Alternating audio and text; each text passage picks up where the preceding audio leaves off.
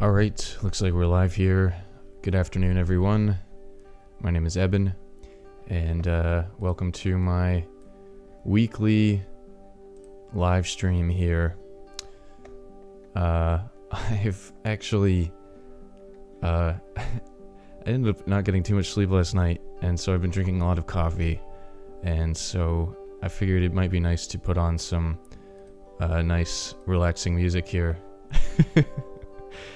As I usually do for my other videos, so maybe we'll just kind of roll with that for a little while and see how that goes. So yeah, as was the case last week, I don't really know what it is I want to paint today, but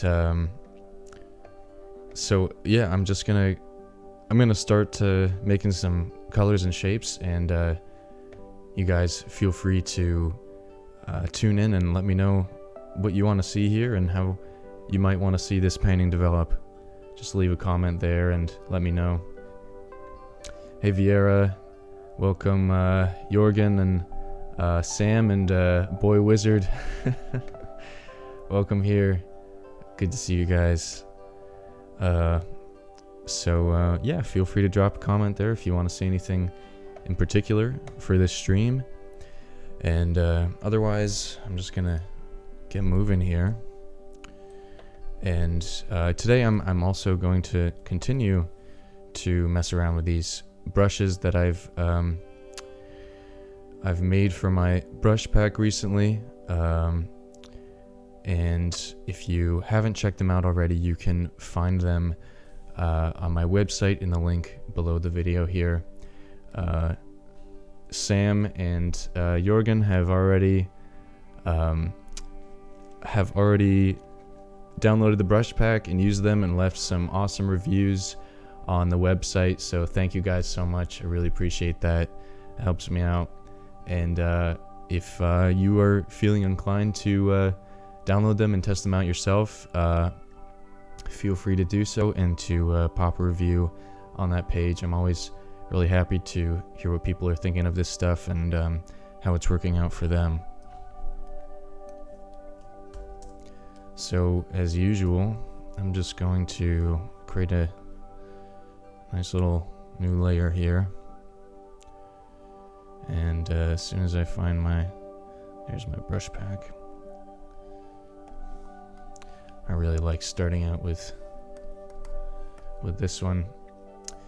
Jorgen, let me know if I'm pronouncing that wrong, by the way. I think I'm not totally familiar with the European pronunciations, but yes, Jorgen's requesting a wide vista and perhaps a wizard. So since you are the first one here to to make a request, we're gonna do something like that. Let's go ahead and widen our canvas up a little bit.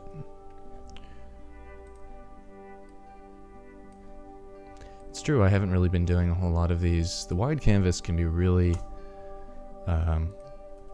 really nice sometimes for creating a landscape or something that you want to have a bit more breathing room. So let's choose some lighter colors here, maybe some greens and blues and that kind of stuff, and let's just start to tap them in a little bit. I feel like every time I do one of these streams, I'm I'm channeling more Bob Ross than the last. I actually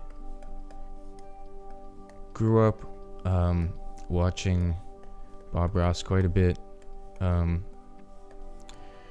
just here and there. Actually, I got back into it when I was more of a young adult teenager. I would go visit my dad sometimes, and he had this ritual of playing playing it like clockwork. I think it was every Sunday at like 1 o'clock. So I would sit there and we'd watch it, and we'd kind of. He was a painter too. He did a lot with oil paints and acrylics and that kind of stuff, and charcoal, and we would kind of just sort of sit there and marvel at what he was doing, Bob Ross, that is, and just kind of chuckle at all the little bits of humor he threw in there. And the squirrels, he had these these baby squirrels, and every now and then he would just take, 2 or 3 minutes and just show you videos of him feeding these baby squirrels. I just thought that was great. So yeah, I guess I appreciate what he did for me personally as an artist, and to see that like you could really go into something like this with a more relaxed mindset and just sort of enjoy the process. Hey Shilpa, nice to see you here, and thanks for letting me know. It's pronounced like Jürgen, I think. Is that right? Let me know. Jürgen. Right, that's cool. All right, let's keep going here. Just sort of randomly tapping in some color here, and this brush is so nice because it's creating color variation as I work, so I don't have to keep messing around with the hue and the saturation and the levels. I can just keep tapping and it'll sort of help to create some variety for me. I'm just sort of trying to blot out most of this white space here.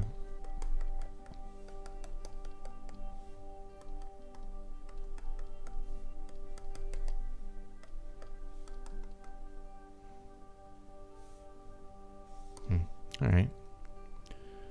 Maybe next we'll start to think about making some perspective things, some really wide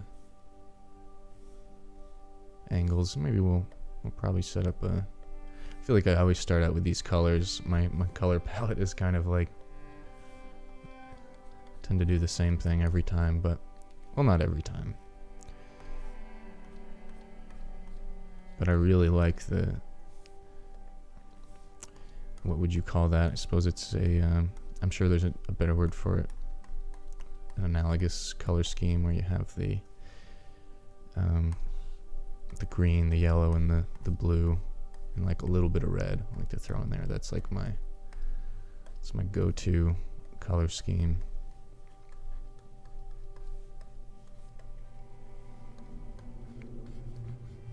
Maybe we'll have the horizon line a little bit skewed here, just to kind of create some cool perspective.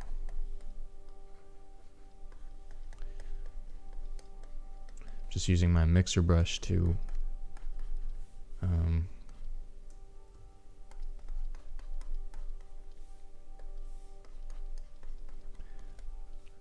sort of draw out some of these sky formations here.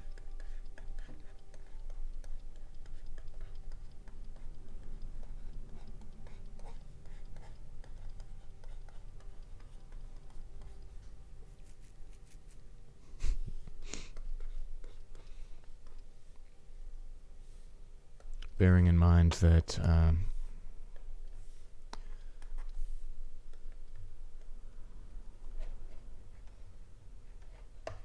hey there, Danny. Nice of you to join us here. See if I can keep this music going. I guess Vera's digging it. I'm kind of liking it too. It's very relaxing.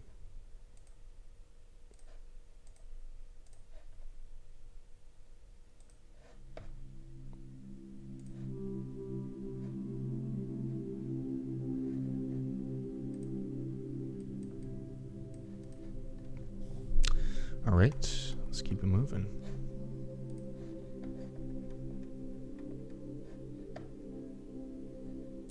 Yes, if nothing else, you can enjoy the sweet, soothing sounds of the someone described it last week, the pen scratching ASMR. Hear all the little scritches and so forth, and combined with the music, it's just a fully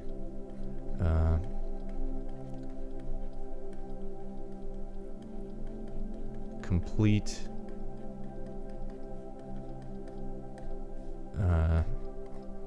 spa experience.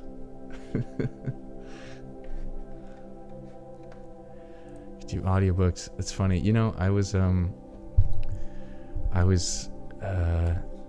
I had this idea a couple months ago, and I forgot about it until you brought that up.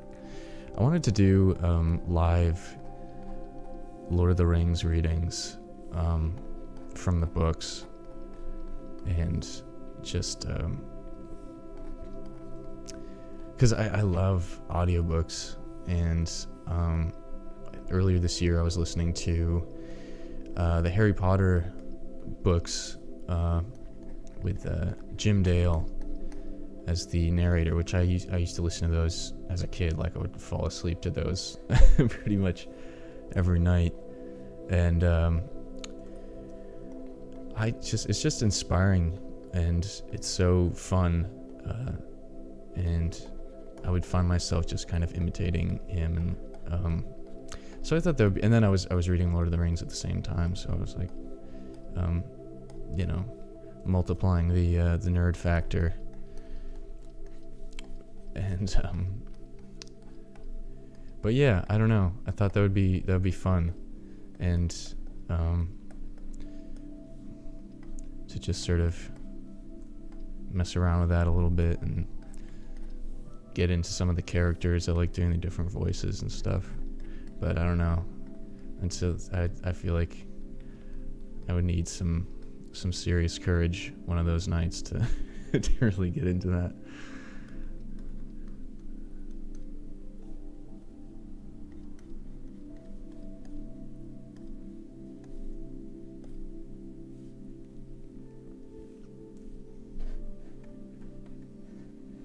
Oh, I'm sorry to hear your internet is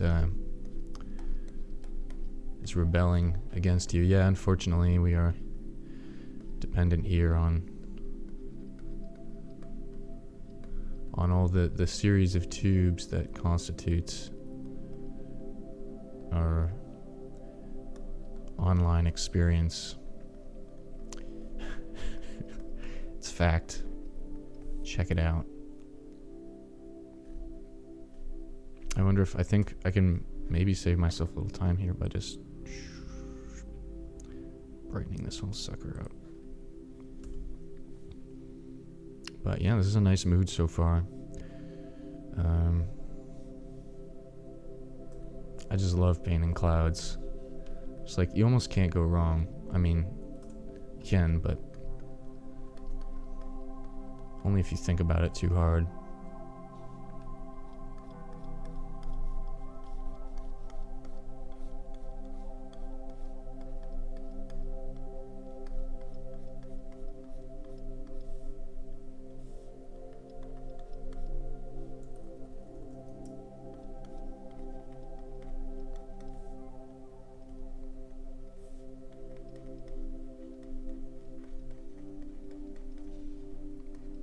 And notice what I'm doing here is I'm kind of creating some perspective even in the sky itself. I feel like that was something I really missed out on. A lot of my earlier paintings, as I would kind of think about clouds as just this flat, like, backdrop behind the scene, and I would forget that the clouds are also occupying the same 3D space as everything else. They are also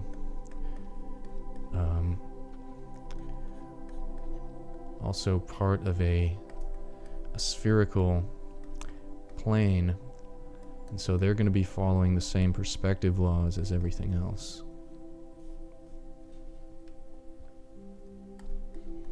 Which means that if we're looking up at them, we're going to see their underside. If we are looking at them from a distance, we're going to see their front side. And then, of course, as they recede into the distance, they're going to get smaller and thinner, and they're going to hug the horizon line a bit more.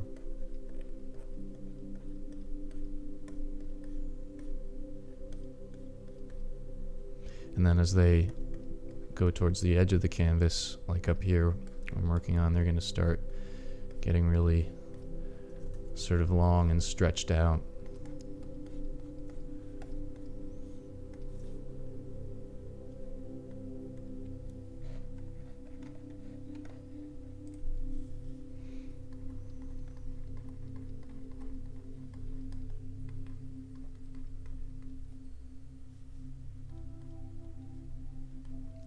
And they're gonna just start to follow that horizon line a bit more. Notice that because I was starting out with this sort of base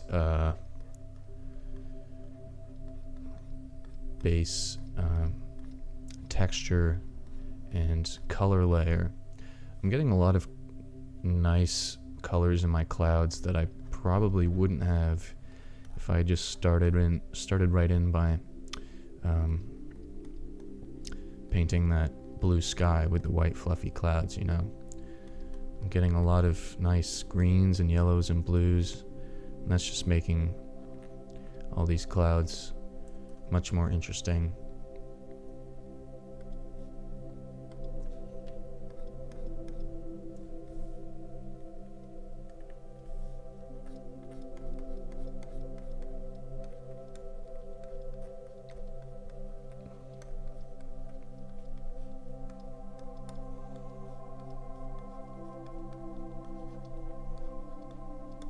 Starting to get the impression that there's a light source coming from the left, sort of the top left maybe, and it's about, let's say, mid to late afternoon, if I were to guess here.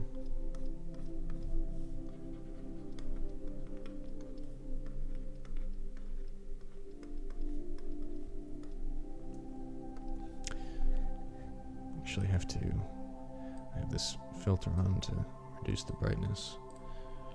I think all of this looks sort of greenish overall. Maybe I'll do a quick color balance, warm up these highlights, maybe push the midtones over a bit to the blue.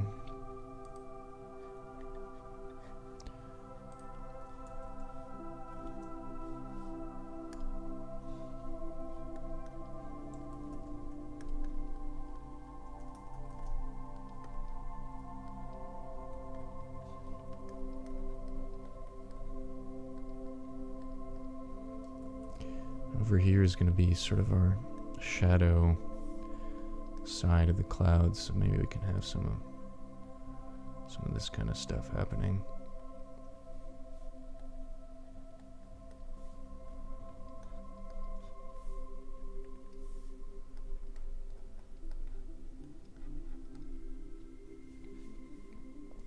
It's probably a bit too red.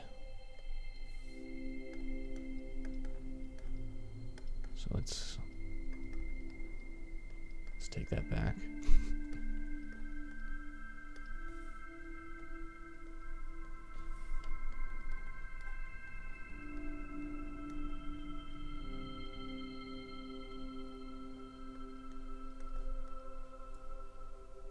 That's nice.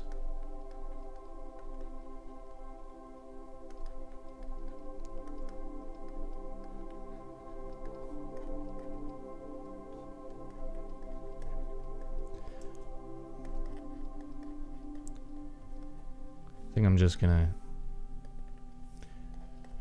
gonna paint clouds for 2 hours. That's probably what I'm gonna do today. It's a lot of fun.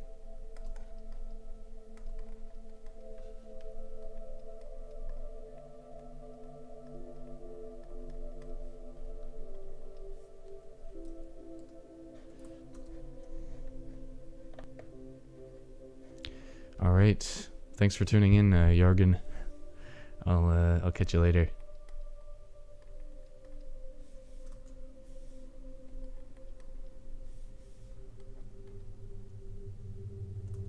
Maybe I can bring out my smudge tool. We can do some fun little trails of things down here in the center. Make our clouds do all kinds of loops. Swirls.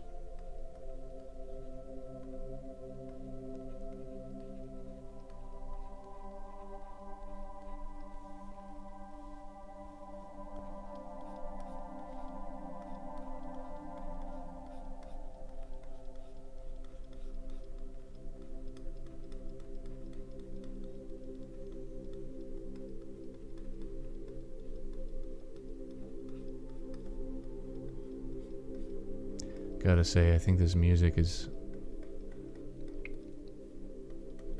it's just putting me in the right spot for this painting.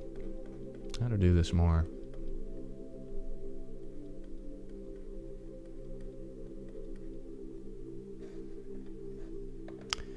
Oh, that's a great question, Danny. For the non-digital art folks out there, so a brush pack is what you're looking at here. And these are all the different types of brushes I can use here in Photoshop. They all do different things. And right now I'm just using a few, but these are all specialized brushes that I've made that will do will carry out different functions within Photoshop here. So it's a I would say a pretty important element to have at least, 3 to 5 of these that you really are comfortable with and that you want to work with in your painting, and then have a handful of others that you can use for specific purposes, like creating specific textures or having certain lighting qualities. And I can demonstrate some more of those as we move through this piece. Right now I'm just using a mixer brush I created. I'm using the big thick wet, and it just sort of really it mixes the pixels that are already on the canvas as you put down more paint, so paint quote unquote, sort of mimics the effect of using traditional oils. And if you are a traditional artist or someone who just likes messing around with oil paints,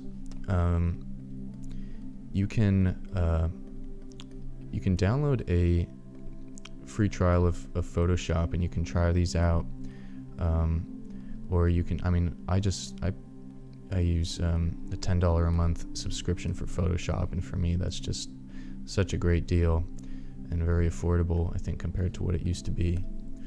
But it's very fun. Even if you get nothing else, or if you use nothing else, you can use these some of these mixer brushes and just mess around with them, and it's just so much fun to oops, I don't know what happened there.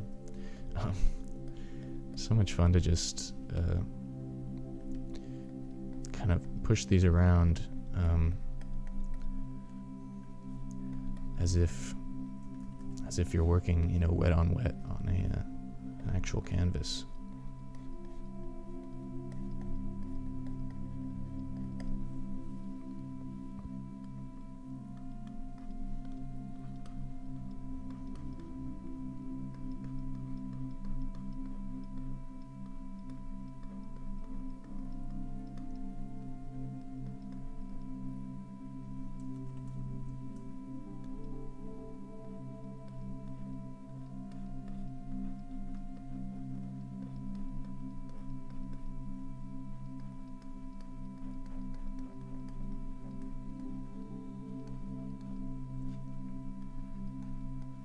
And then there's this is smudge tool here that I'm using, which is just standard with all Photoshop downloads, and that's a lot of fun.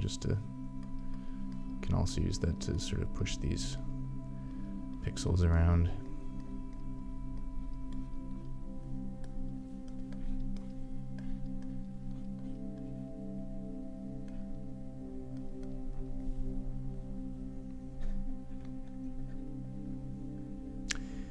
Yes,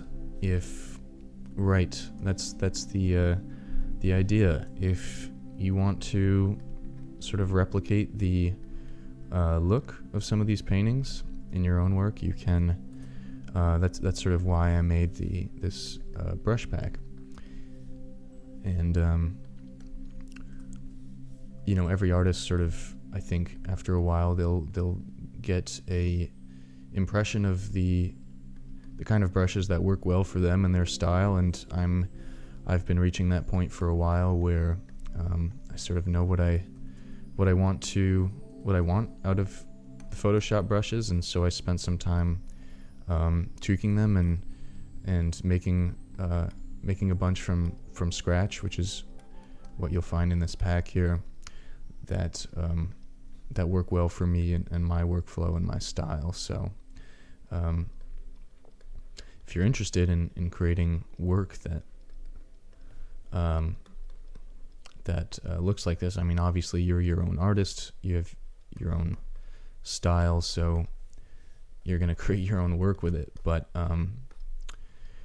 yeah, I mean, I remember you can see it in some of the old streams when I downloaded the Greg Rutkowski brush pack a while back. I feel like that just sort of really revolutionized my idea of what a Photoshop brush could do for you, and it sort of, in a small way, allowed me to understand his style. Of course, I can never replicate it myself because I'm not Greg Rutkowski. Nor do I think. I mean, of course, I would want to, but I do have my own style, and there are ways I would probably approach things differently. So that's kind of where I took it and decided to sort of take things into my own hands here.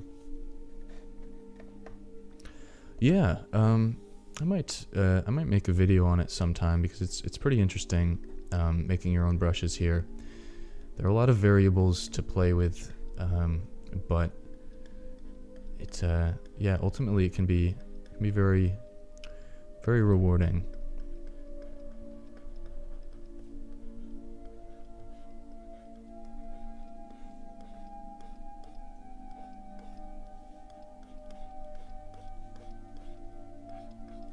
Well, I've been working on these clouds for about 20 minutes now,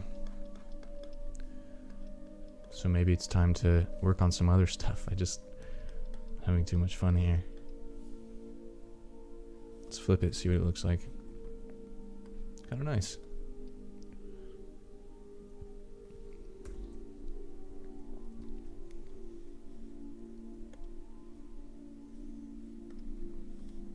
I just sort of had this idea here of creating some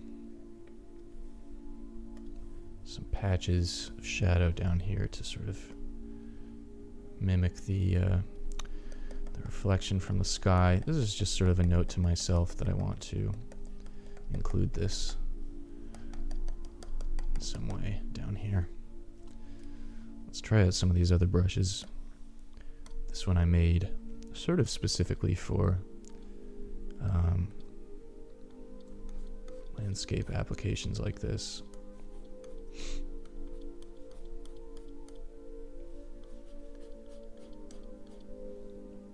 I'm actually gonna have to sneeze in a second here. I'll be right back.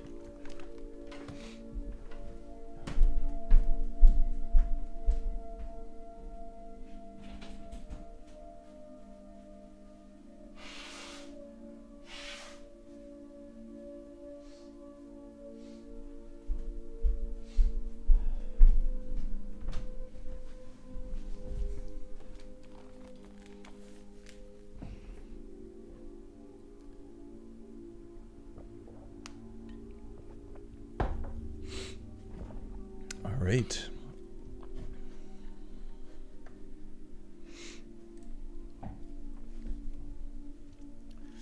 Let's get right back to just creating some hilly things back here.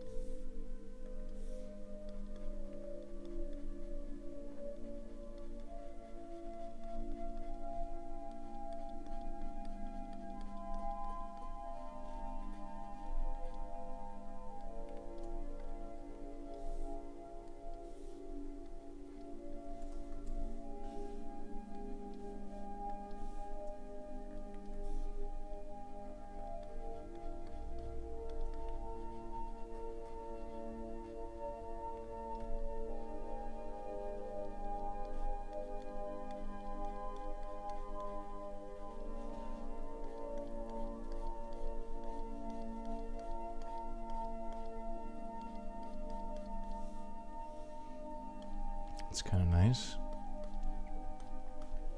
Almost like there's a section of the landscape that's in shadow over there.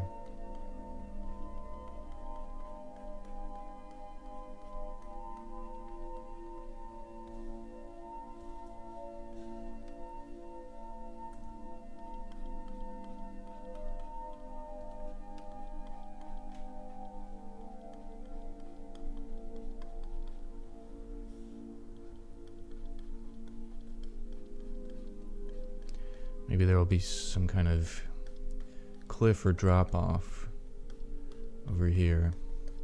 Sort of separates a distant area from our foreground.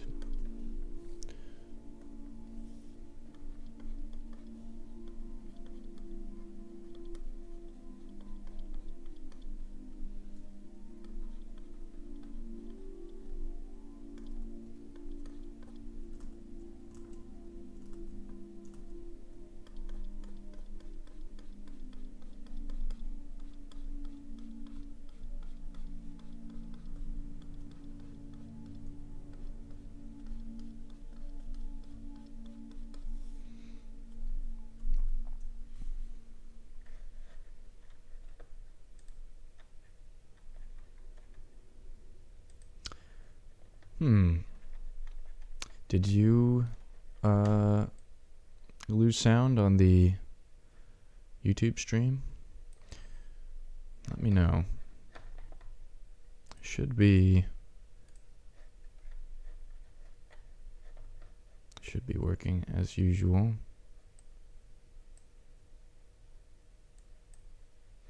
Yeah, let me know. Leave me another comment if you're still having that.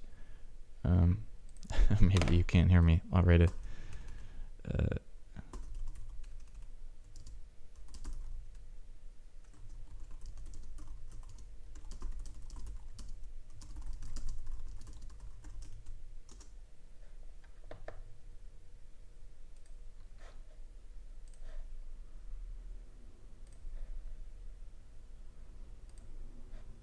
Can keep this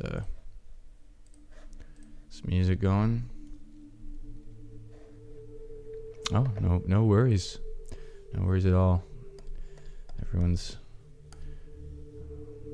experiencing their own different version of this from their own device.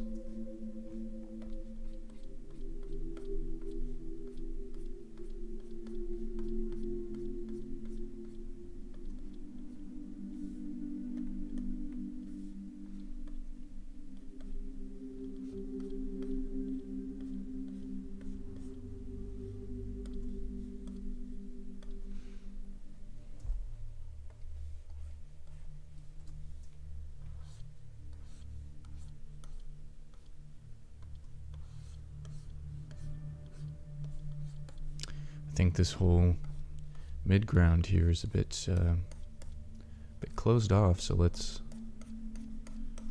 open this up a bit.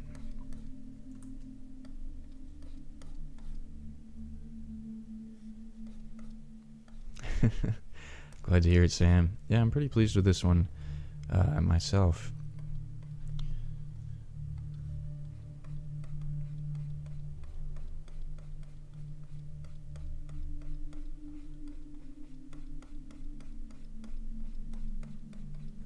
I wonder if I will put something right here, like a castle or some kind of distant thing like I usually do.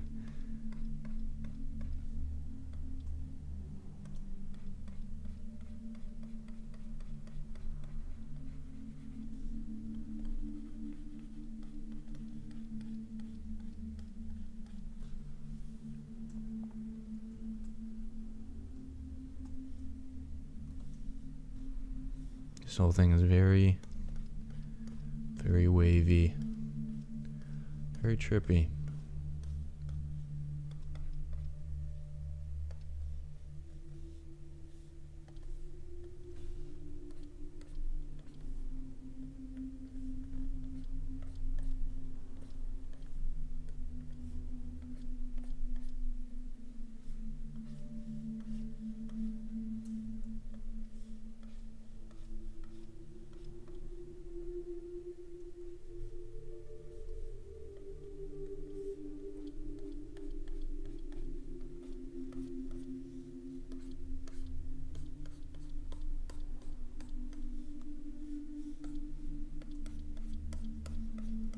Not sure yet what's gonna happen in this foreground here. I haven't forgotten about the wizard, by the way. He'll make an appearance somehow.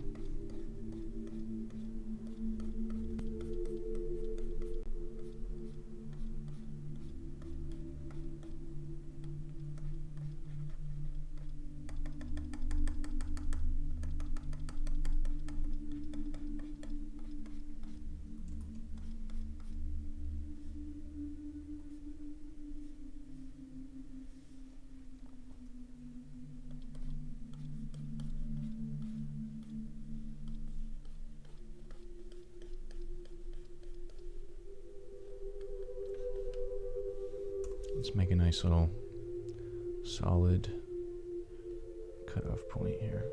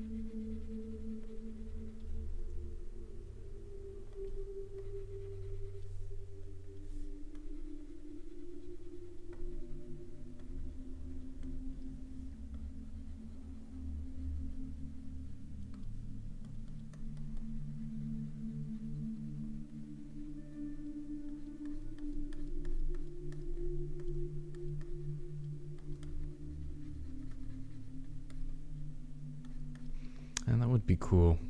I was thinking about maybe having having him somewhere here, maybe cast in some dappled light from the trees.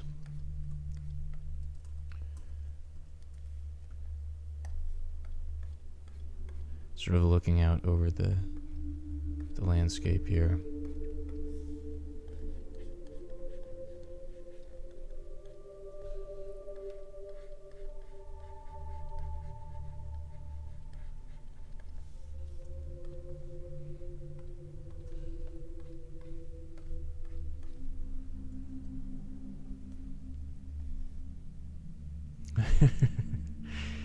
Yes, you will be the original crew.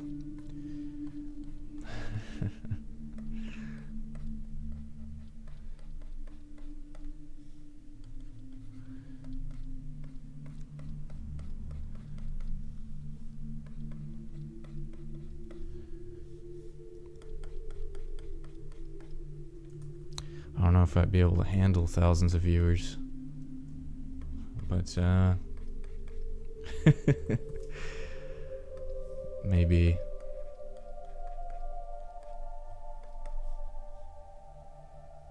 Let's make a little path here. Actually, let's go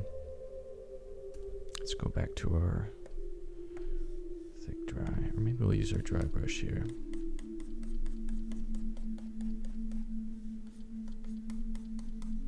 Just want to open this up. Maybe get rid of some of those dark values. I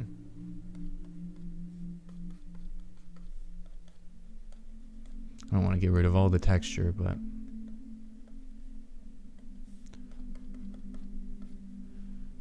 think it's a bit too gritty right now.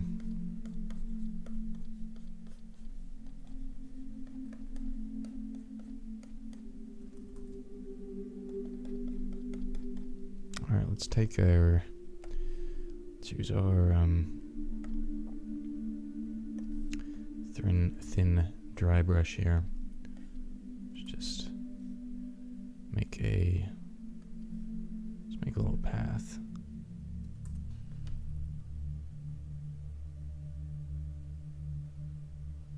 Or a river, maybe.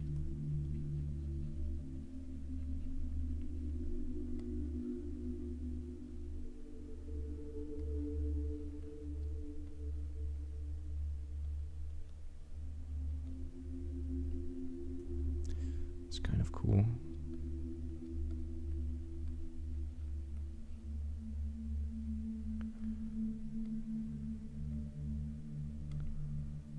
This reminds me of the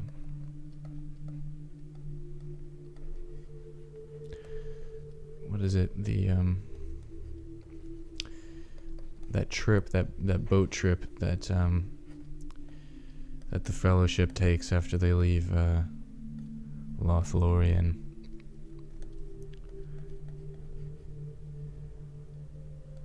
And they're just sort of coasting down the river for a while. And all these the plains are opening up on either side.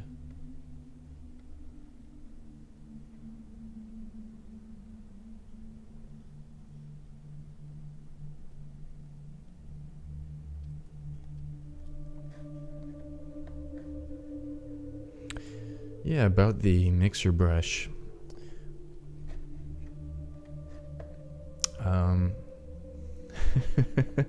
Thank you, Danny. About the mixer brush.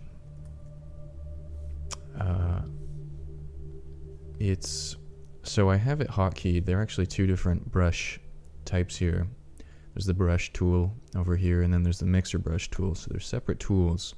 I have them hotkeyed to different. I have them hotkeyed to B and A, so I can switch between them. But with this brush pack, you can see the little icon here in the corner.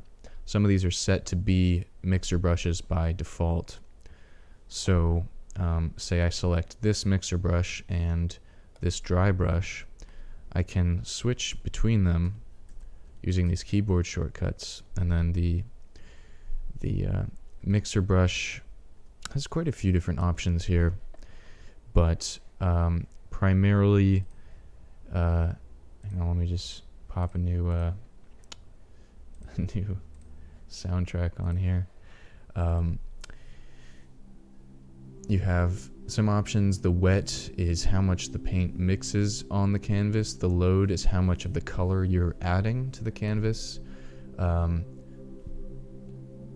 The mix is sort of the ratio of the color that you're putting on to how much it mixes with the color on the canvas. the flow has to do with I don't know how to describe it exactly. It's kind of like opacity, but I think it has more to do with how the paint builds up or something like that. I just kind of mess around with them, and there are these options up here where you can load the brush after each stroke, or clean it after each stroke. Sometimes it will carry some of the last paint that you have mixed on the canvas there. So I can show you a little bit here, but I kind of set these brushes up so that you won't have to worry about all those options too much while you're painting. You can just sort of pick them up and start painting as if you were working with a canvas with wet paint. And for me, that's pretty much all I need, is to be able to alternate between that and the other types of brushes to get some nice contrast between the textured hard edges and the more smooth painterly type things.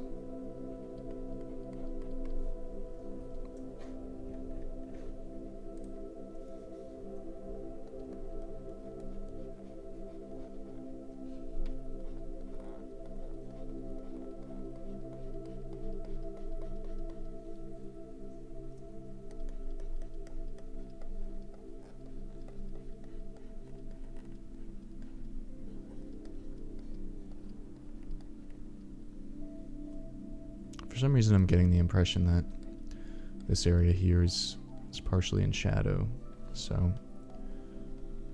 think I'm going to play that up a little bit.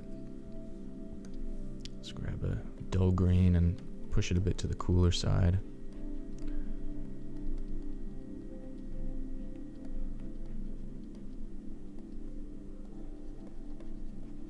I can use that down here.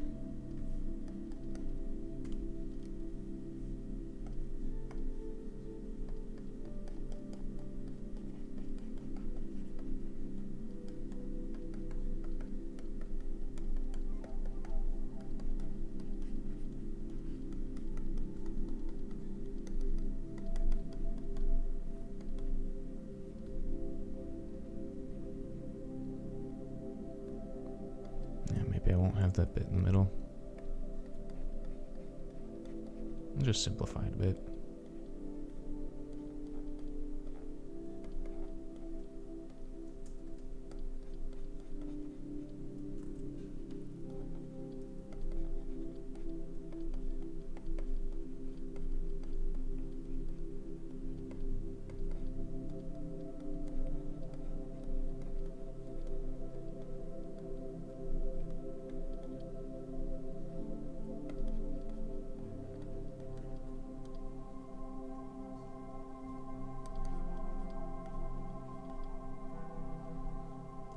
Bring out that comb brush again. This can be really useful for creating rivers, that kind of stuff, giving them some nice flow.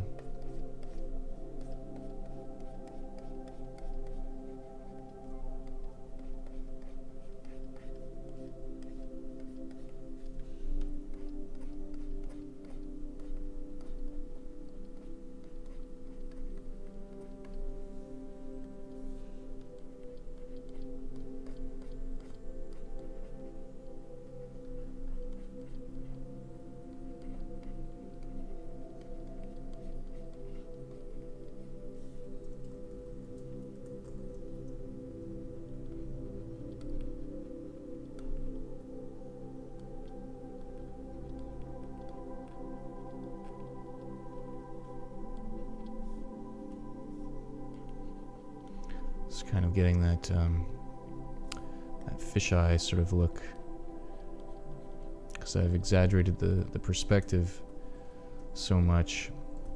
It sort of looks like a like a GoPro camera or something. It's kind of cool. I like trying to make that kind of effect.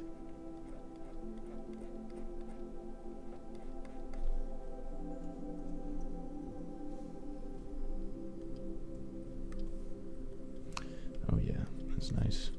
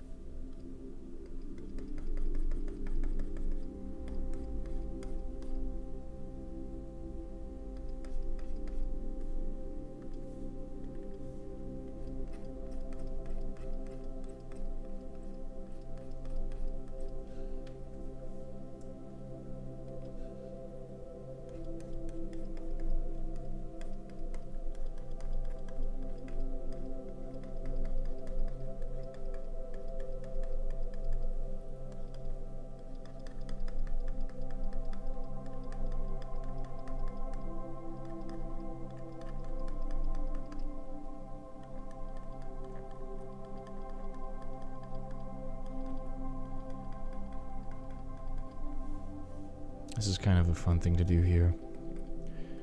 Just sort of making little hills out of everything.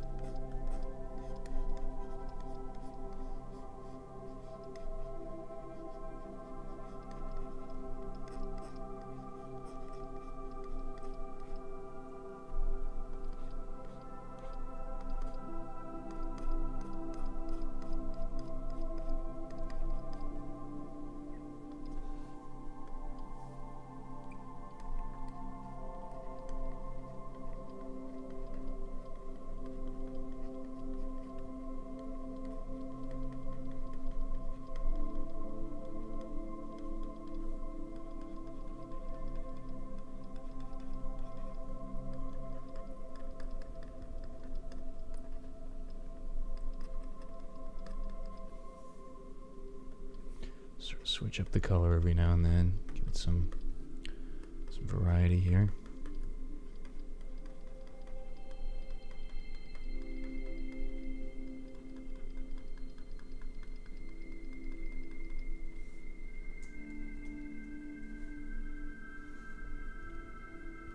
I kind of like it better this way, actually.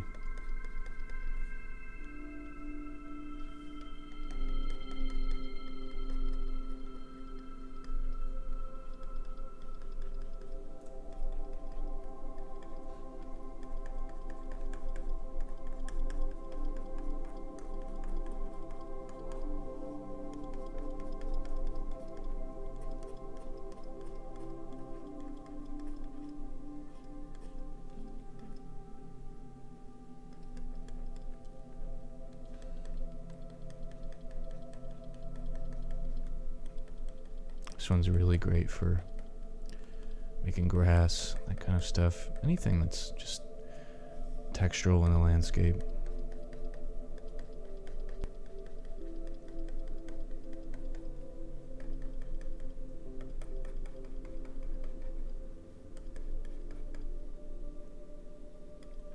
Should probably just blot out some of these darker values here.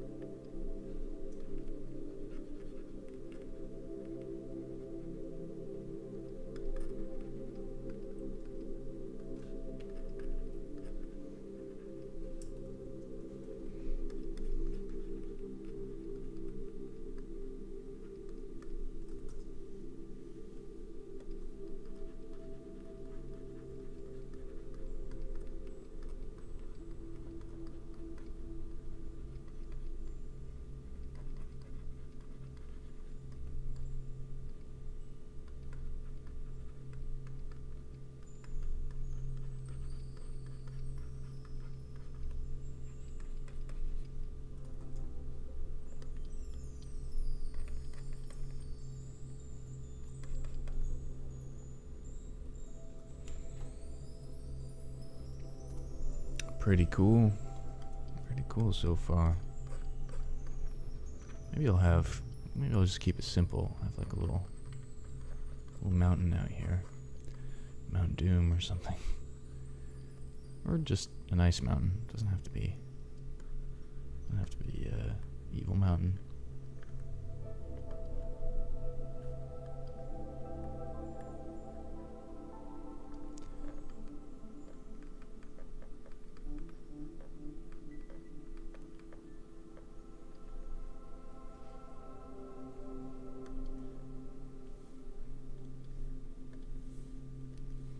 Let's get our little thin dry brush here.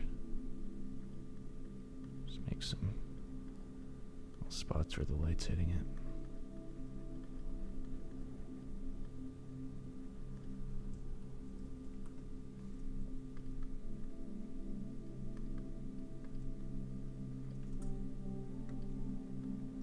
It's almost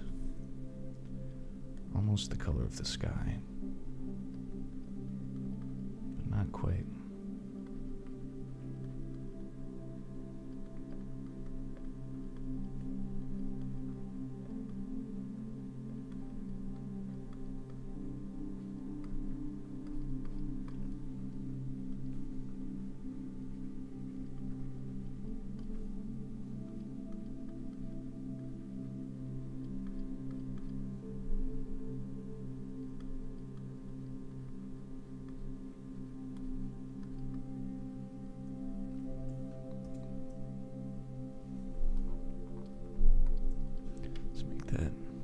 Let's make this mountain even cooler. Let's give it some purple. Some purpliness. Maybe that's a bit much.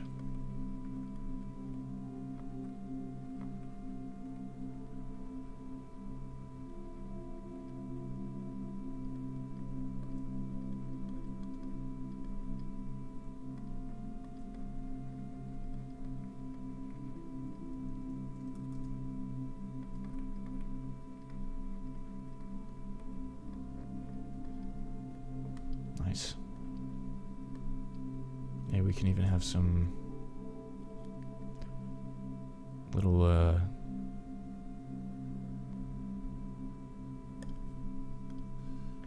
clouds, things like that happening around it.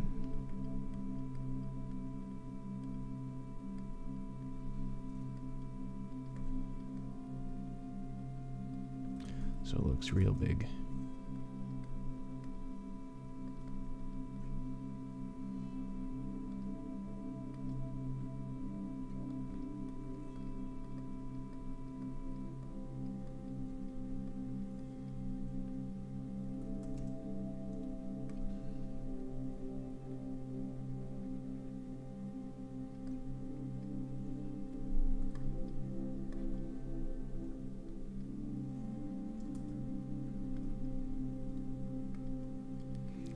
can just grab our, let's use this one. Get some nice clean white. Go around here to really make this stand out. Just realized I haven't really been using any white here. That's okay, because sometimes it's best to save it for things like this. Oh man, that's intense.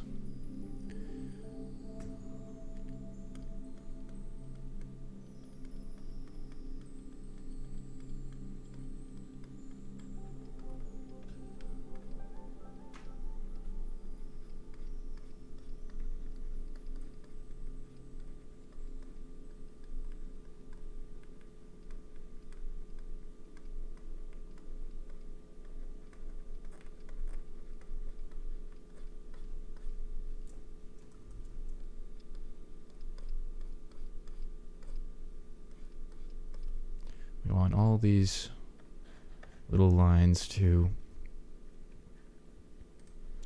converge.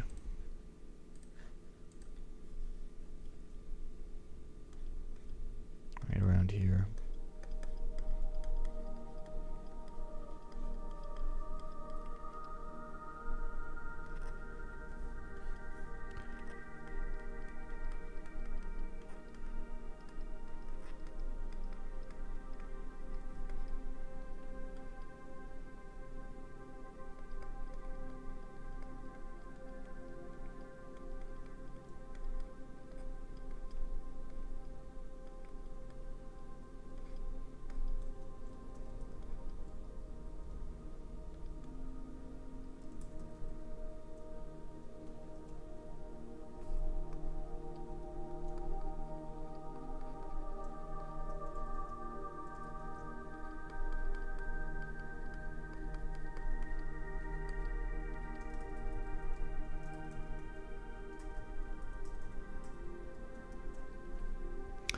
Ah, the wizard.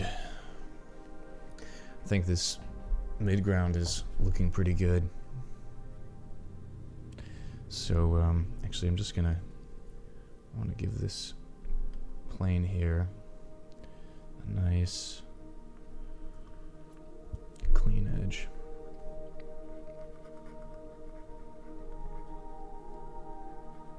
This is another one of a fun brush from the pack here.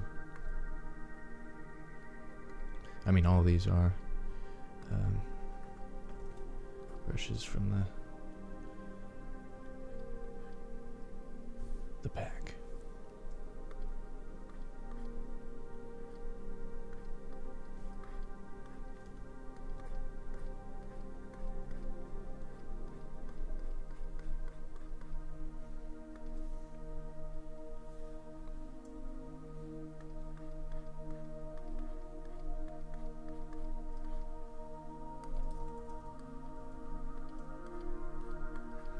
I don't know, should we put some snow at the top or something like that?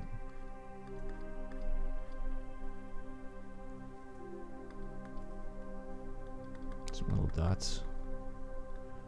Some dots of it right here.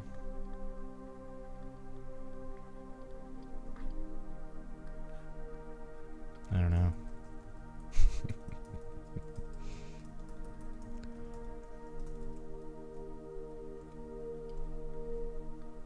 It's not my best mountain, but it doesn't have to be.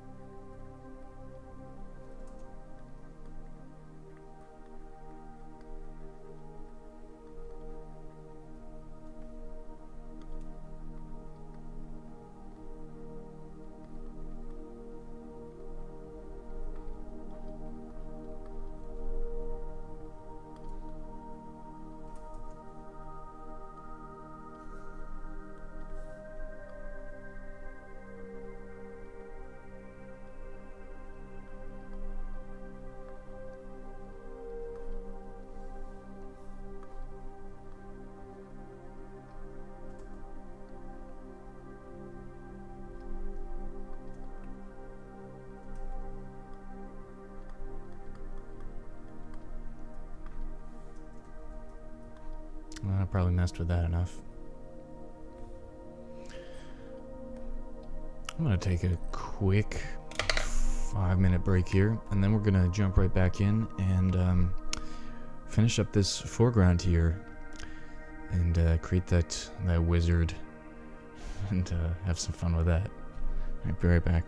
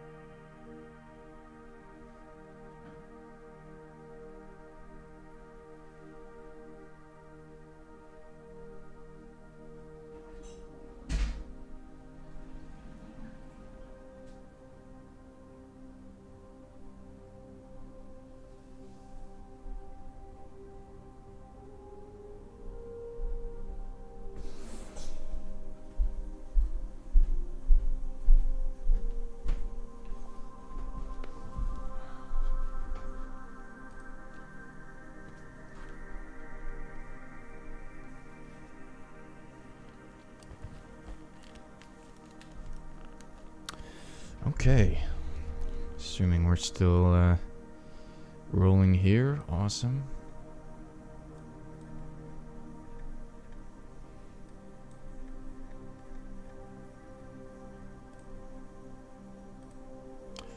So let's keep it moving. Just noticing now that these clouds are sort of interrupting some of the flow here, so as much as I like them, I'm gonna have to do that.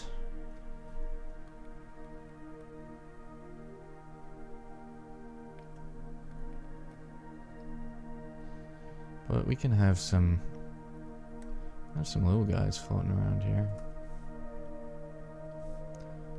if we want.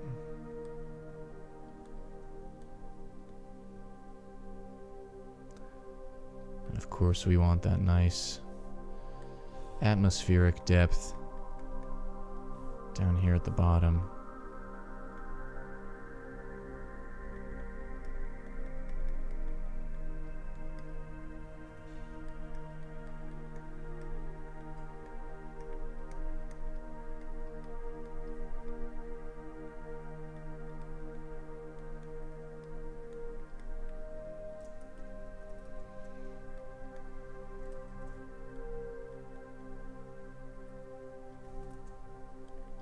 Even just have some clouds rolling around the front here.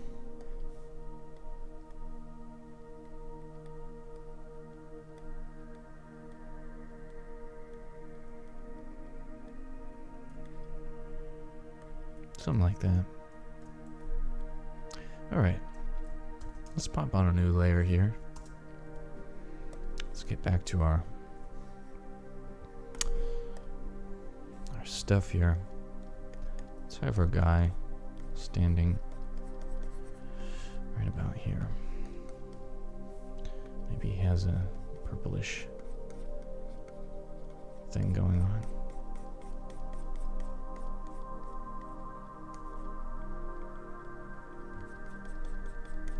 And, who is it? I think it's Nick. Nick always requests the staff, so this one's for you, buddy.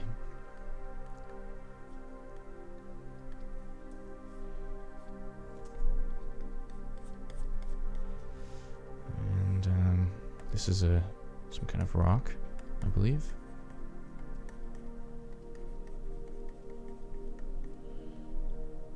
And this is probably a river.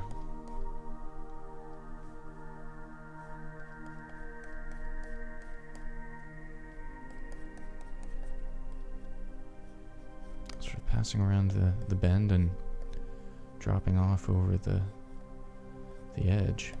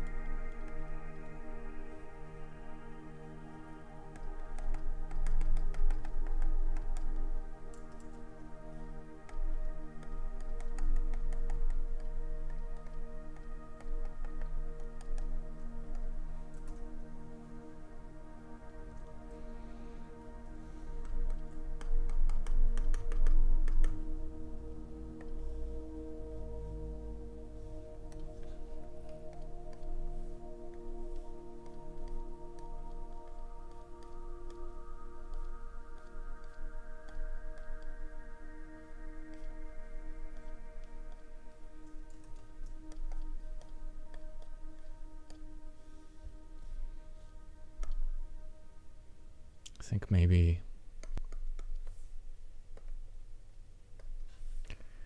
have some tree things happening up here, casting shadows below.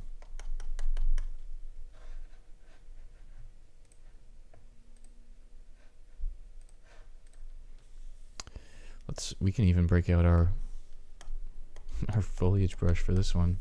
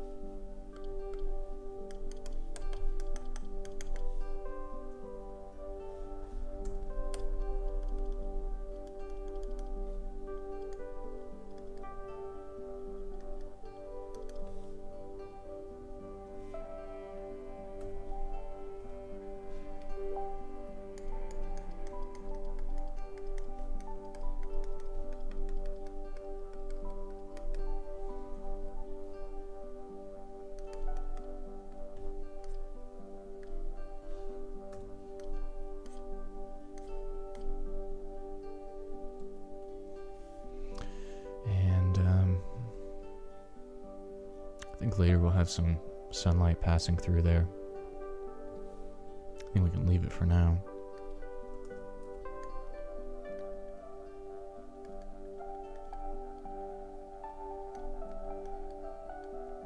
It'd be nice to carve out some sticks here, though.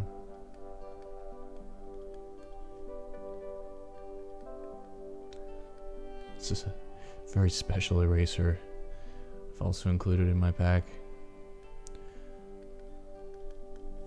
It's not that special, it's just very useful though. All erasers are special.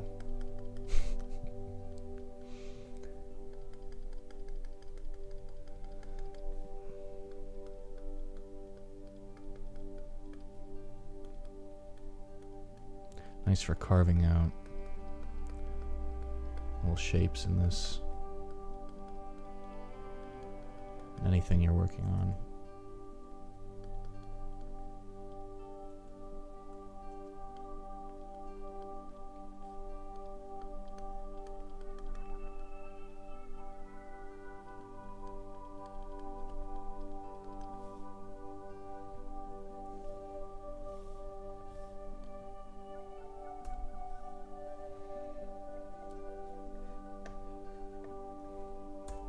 I got a neat little trick for you. Let's see if we can save ourselves a little time here.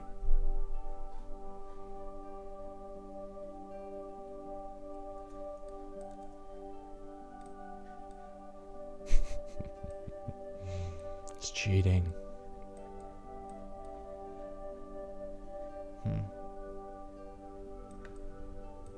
Maybe we'll only use part of it.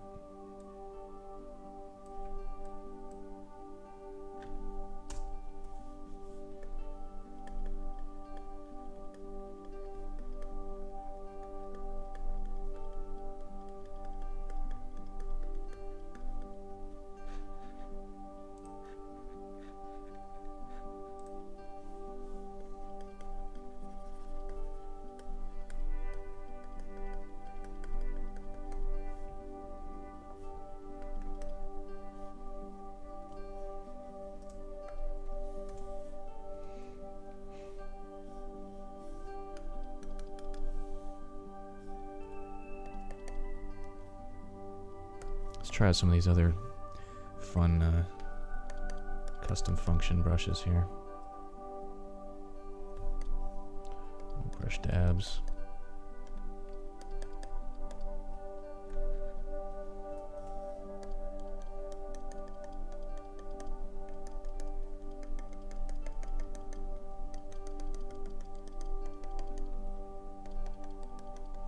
Always so much fun.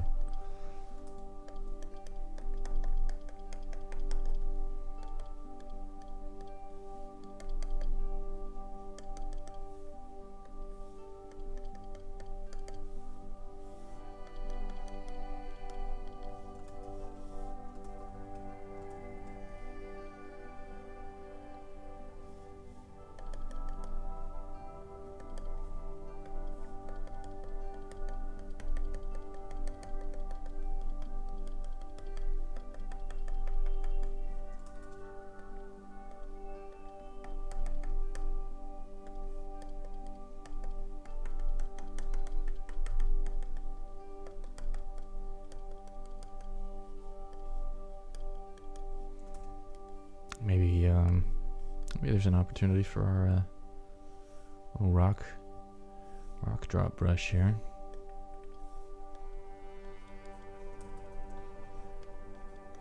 Like a nice little beach or something. I don't know.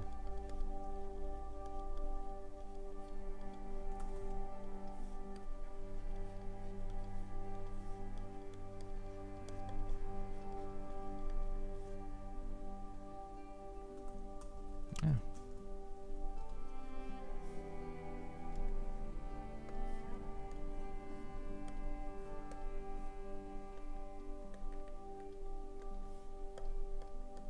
For now and then we'll have one of these that's catching some of that nice sunlight there.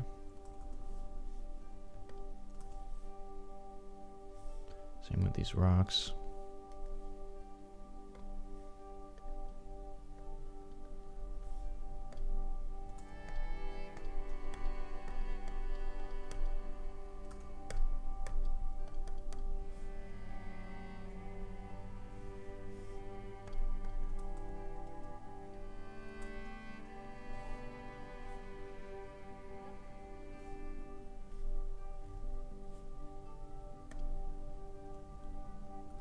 Alright, let's think about this guy here.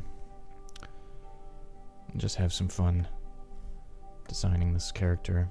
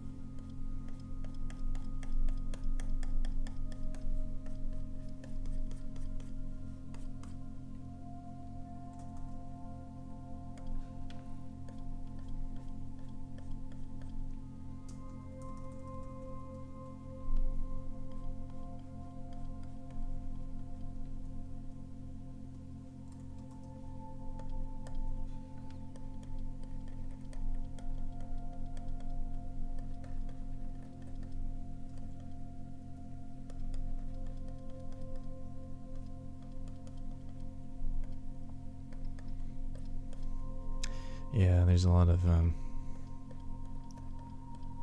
nice movement happening here.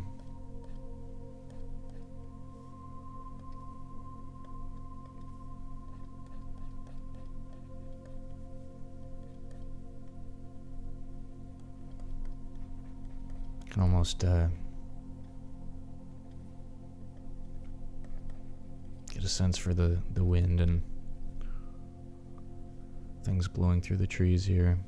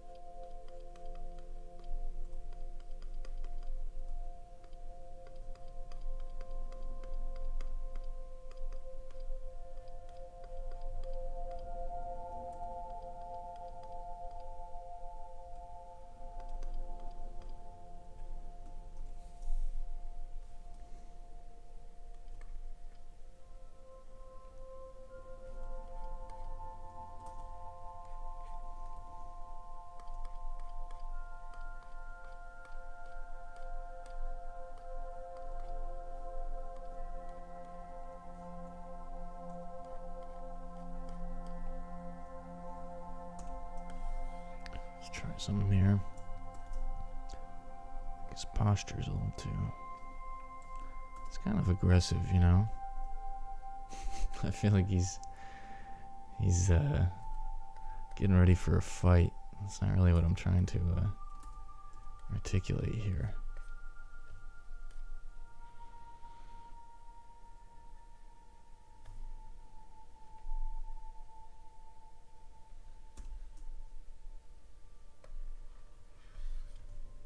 Let's just in case we want to revert back to this, let's just duplicate that layer. Let's go in with this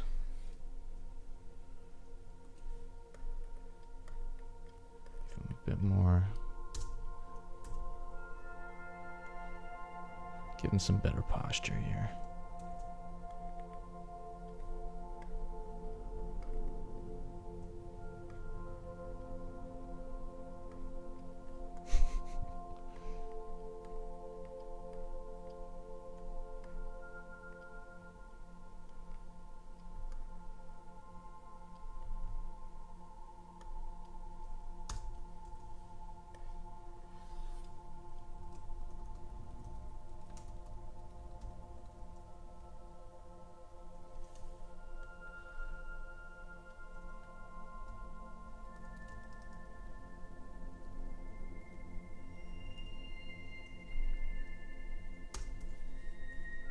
That's probably better.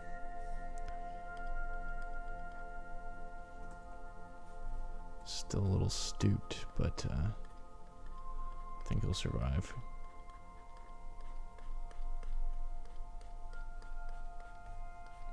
Get rid of this arm here.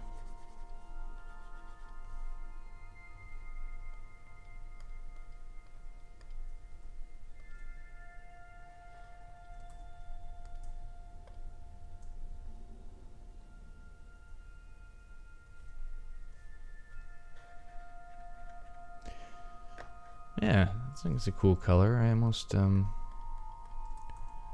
wonder if we could throw some different colors in here, but maybe that would overcomplicate things. We don't want to do that.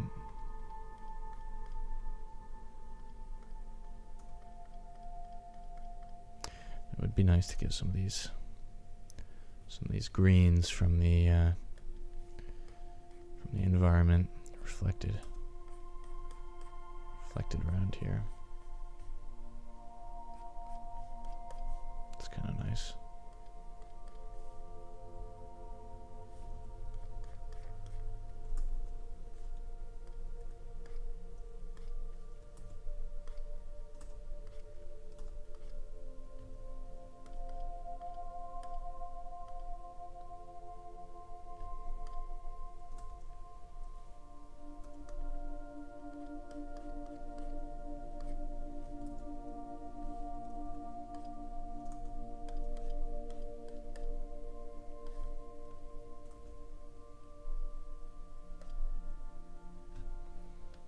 Let's do a big old mixer stroke here. Just blend everything. Give it some nice flow.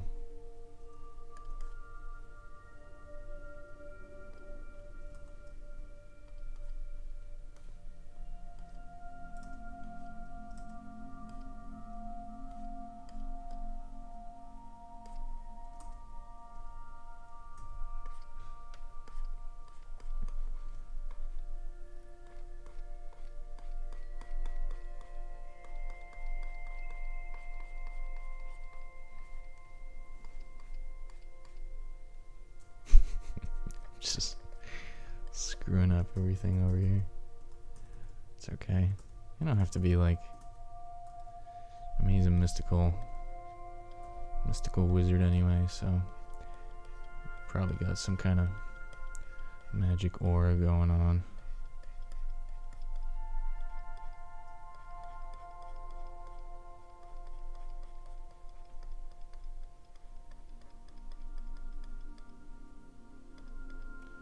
Makes all this stuff super flowy.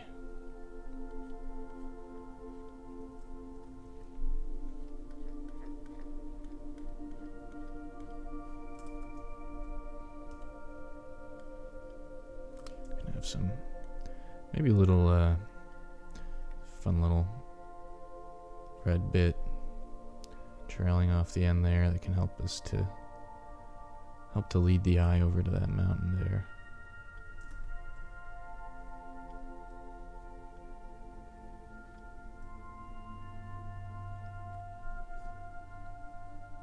I think that's what this was missing.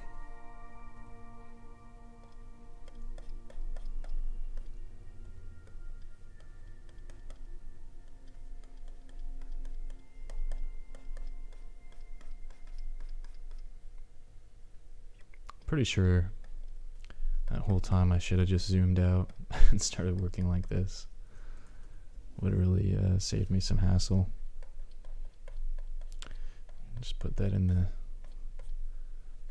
the suggestion box for later.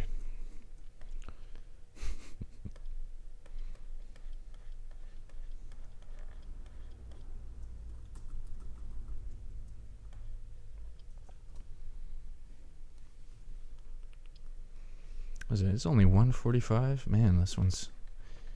I'm just loving how much time I have left here. I mean, not like I'm ever on the clock or anything, but usually I feel like this flies right by. I don't have enough time to get everything done.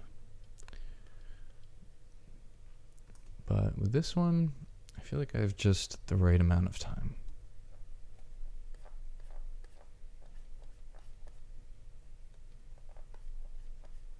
I guess maybe I've done this enough times where I get used to the 2-hour goal, you know.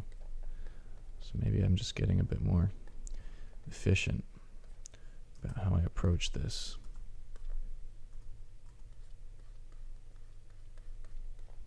Or maybe it's that music.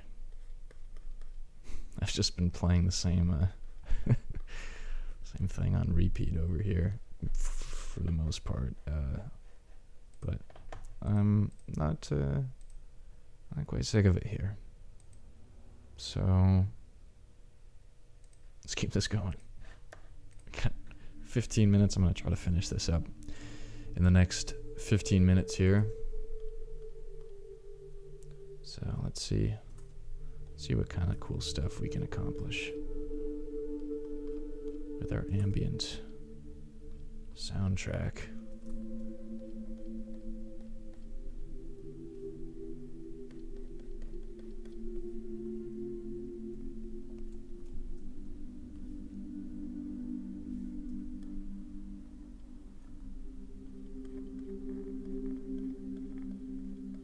Can have this bit of a wavy staff here.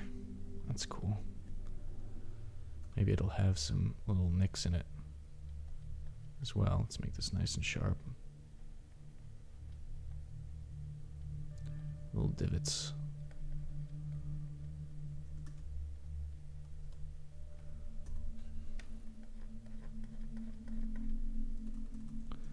Let's bring out our thin wet brush here. We can do some fun little things flowing around here.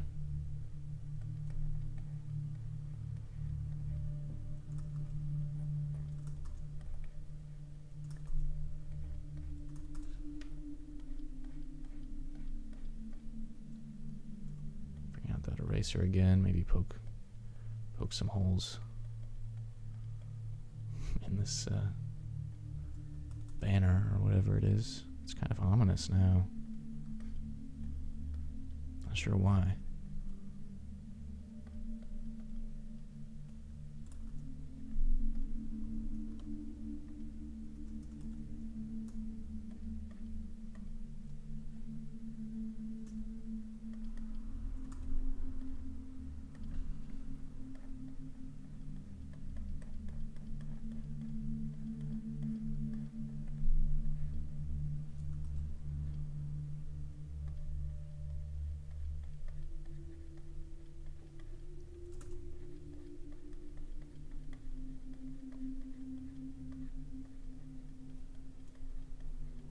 This guy's cool. What do you think? What do you think he's doing here? What do you think his role is in this whole thing? What do you think is at the mountain?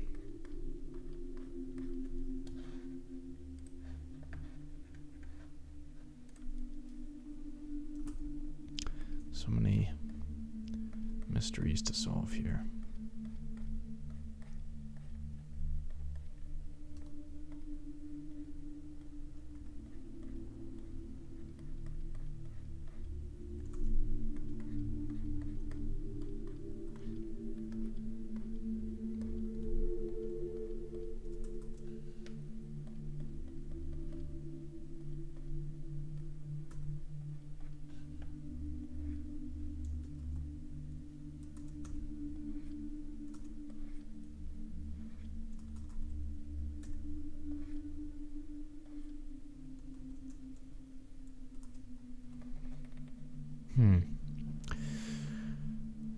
recommend for a canvas size? Yeah, I mean, it's relative to, yes, what you want to do with it, and also whether you choose to do it by pixels or by inches and DPI. I usually set it by pixels because for me it's easier to wrap my head around that. I set this one to 3000 by 2000, as you can see down here, but then I widened it to 4000, and I can show you it's usually a pretty safe zone as far as resolution goes. I don't plan on doing any huge high quality prints of this. I might do some, this could be like a 10 by 20 inch print maybe, and at that scale this resolution works fine. But it's really important to be, let's say, to start as high as you can without running into performance issues with your brushes and all that.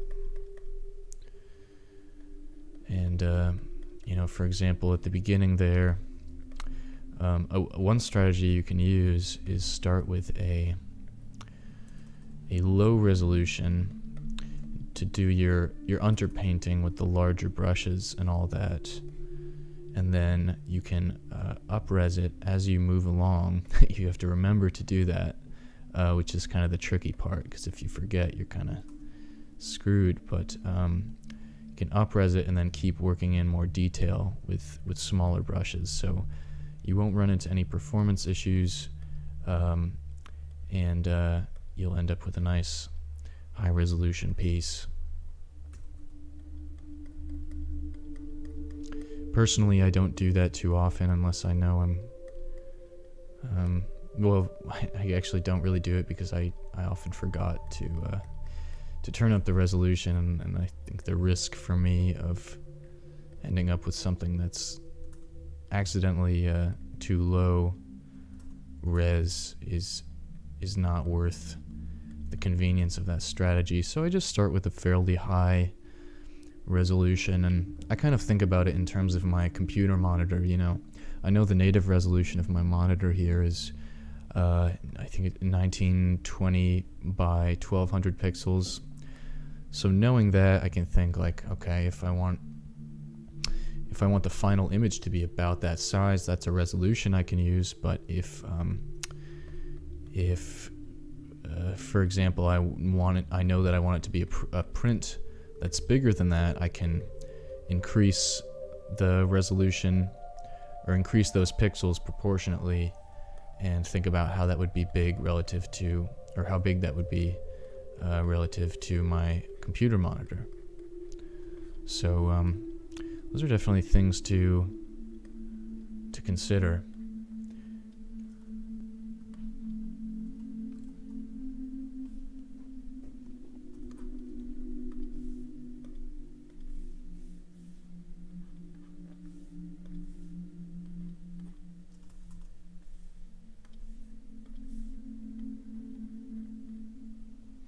Oh, welcome, Katie. Nice to see you here. And thank you. I am pretty pleased with this one as well.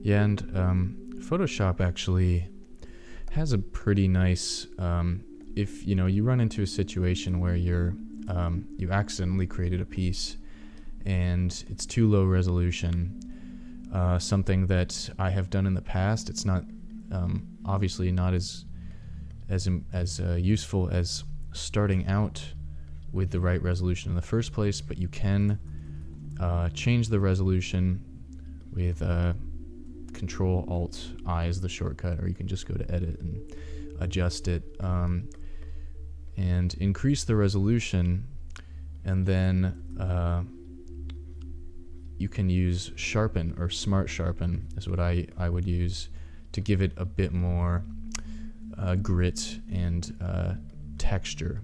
And it's not the same, but it's better than than the low resolution image would be in most cases.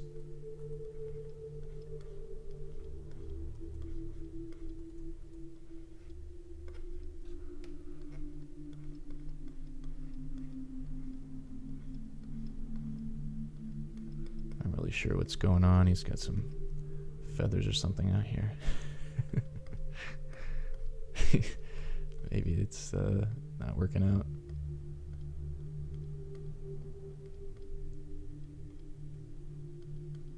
I love this sharp eraser I've put together for this pack here, because as I was saying before, it's just really nice for if you have the things on a separate layer here, just sort of cutting out some of these details, and sharpening up some edges where that's needed.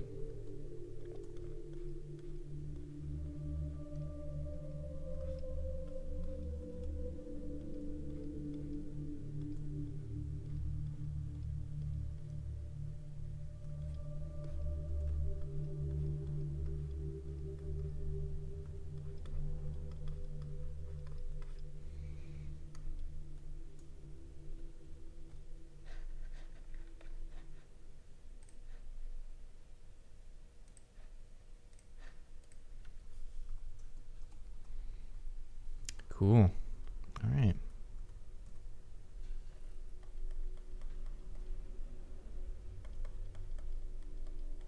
Should probably start working on some of these other areas here in the foreground. Of course, they're not quite as important, but definitely important in their own right. And we just want to make sure we're not leaving anything too behind here, anything too underdeveloped. A lot of this stuff we can sort of just leave as vague texture. So I'm going in with my mixer brush. And then we can actually also just cut out little bits like that.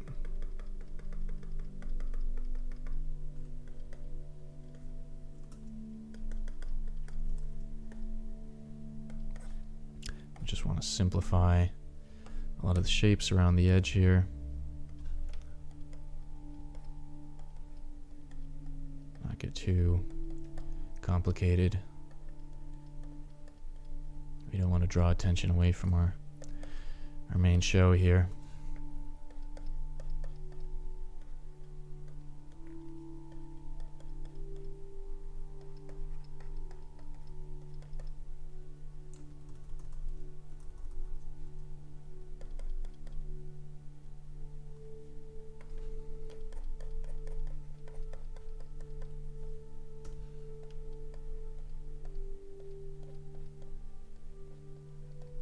So we'll just throw in some vague details here.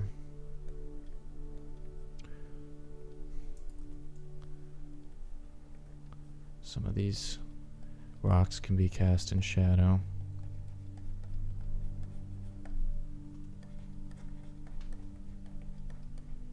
But they're still catching the light of the sky above.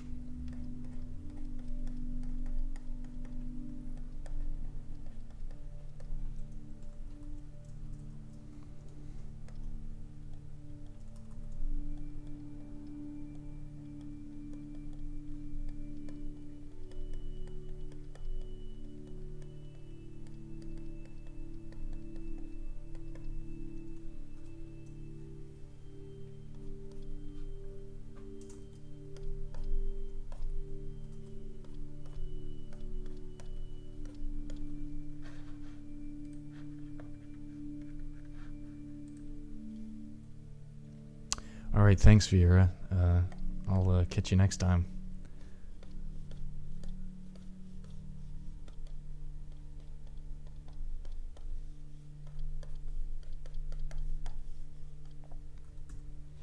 I think these rocks are stealing some glory over here. Let's smudge some of that out. I haven't really given this river much attention either. I think that's fairly important that we do that. Let's bring out our comb brush again.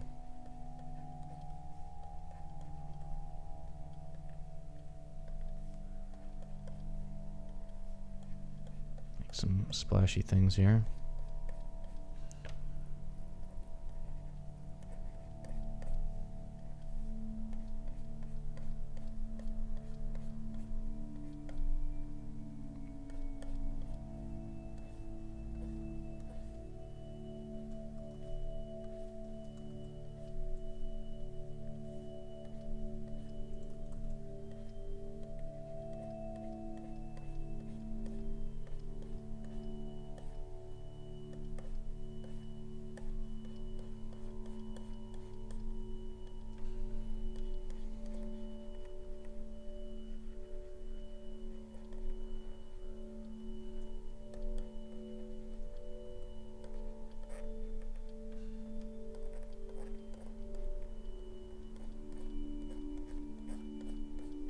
Bringing out that smudge tool, it's really useful for water, stuff like that.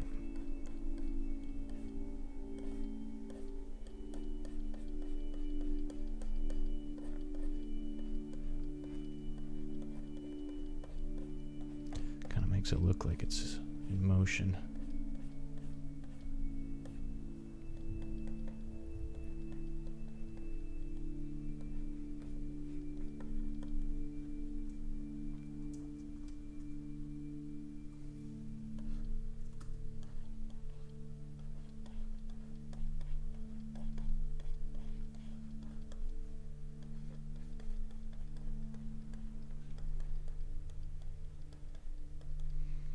We can do a little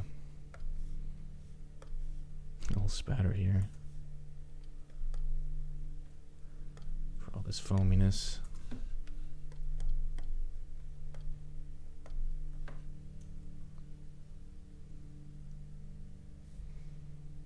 I feel like this guy looks kind of crippled. Maybe his arm is a little too low there. Something.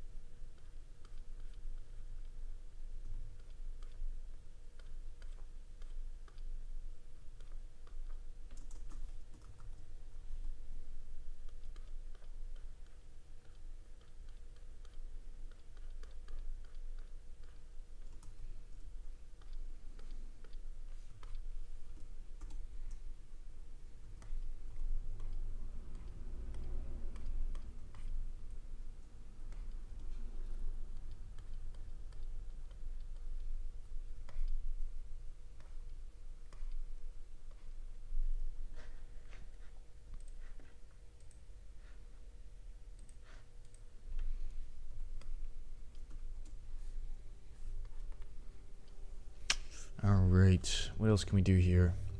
I think there's really, probably just wrap this one up. I think there's one more step I really want to take here. So let's make that happen.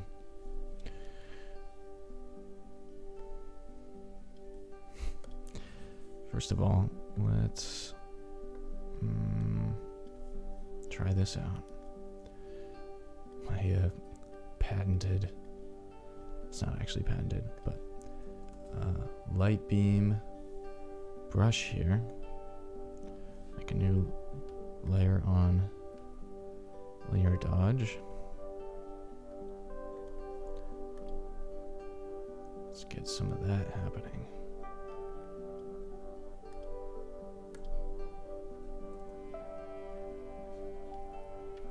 Maybe another one down here. Maybe not.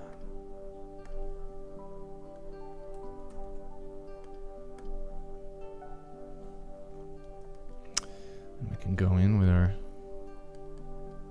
little soft round brush. Start.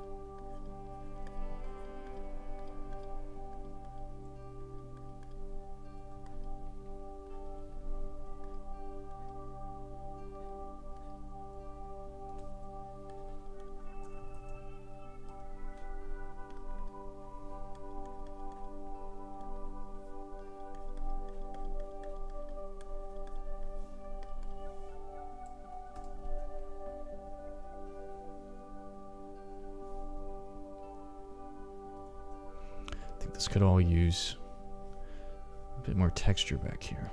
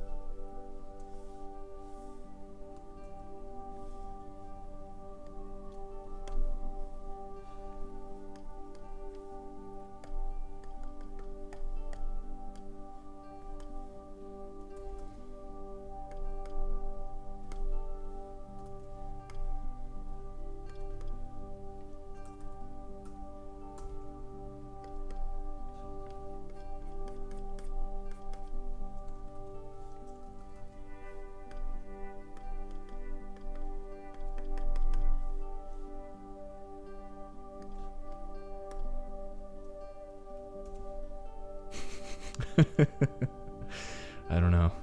I don't know about that. Maybe I went a little crazy there.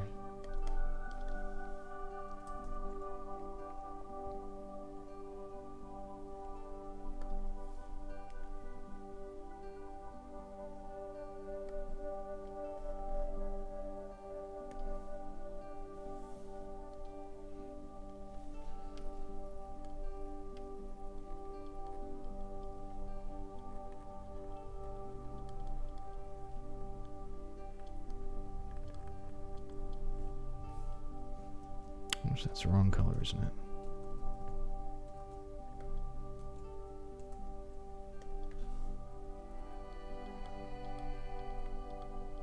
Of course, if you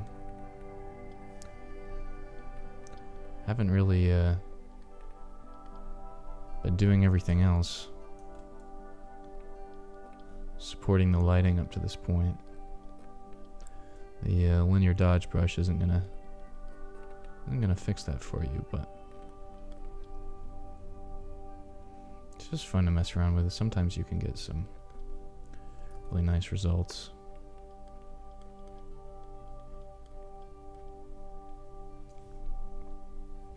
I'm not sure if that's what I'm seeing here though, so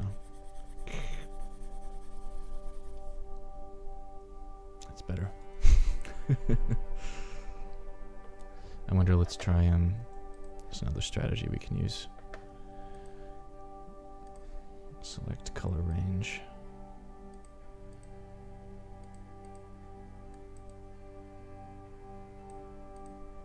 Alright. Let's just ramp those up. Actually, what we can do is copy, paste.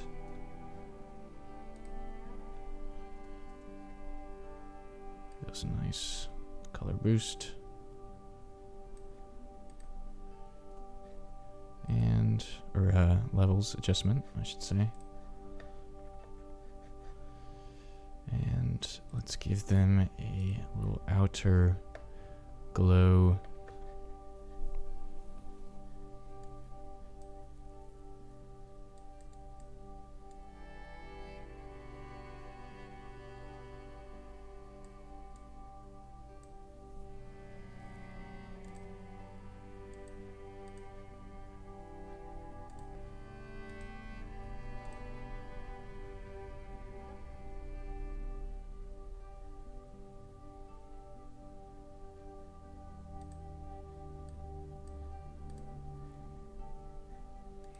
See what that looks like.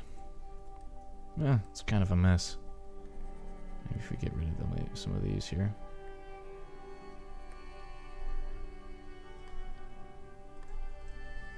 It's kind of better.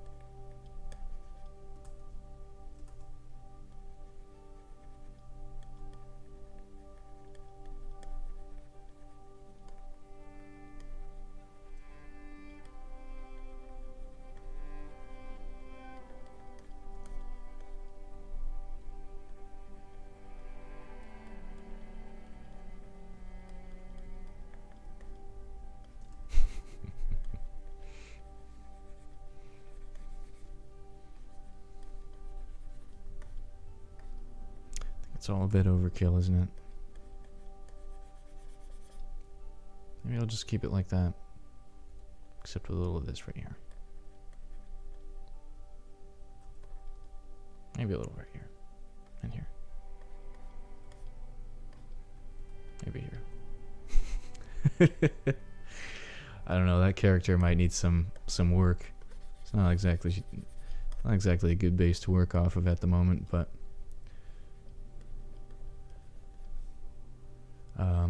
yeah, I might as well just call this one for today.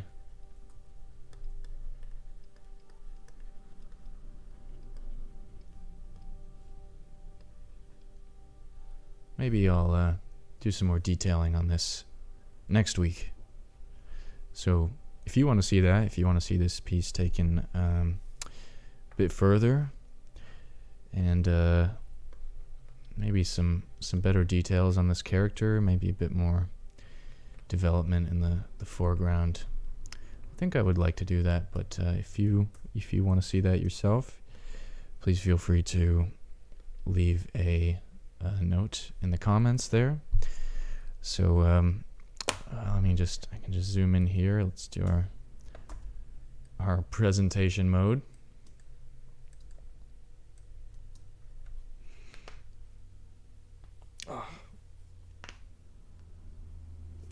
Right on.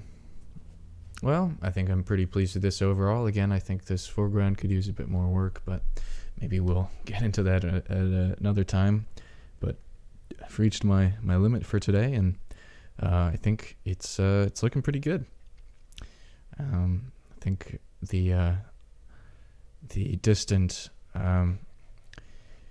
clouds here and the landscape, I think, are really the selling features of this piece, and I would really like to get everything else up to that level. So yes, to answer your question there, Boy Wizard, I do stream at this time every week. That's 12 p.m. Eastern Standard Time. So I would love to see you guys here again at that time. And if you have any ideas about what you would want to see in this stream or future videos, please feel free to drop a comment here. And be sure to check out some of the other videos I have on the channel, where I have some more in-depth walkthroughs, time lapses, that kind of stuff. And if you are interested in checking out the brush pack that I've used for this video, you can check it out in the link below in the description. That's on my website there. So anyway, thanks guys for joining me today, and it was nice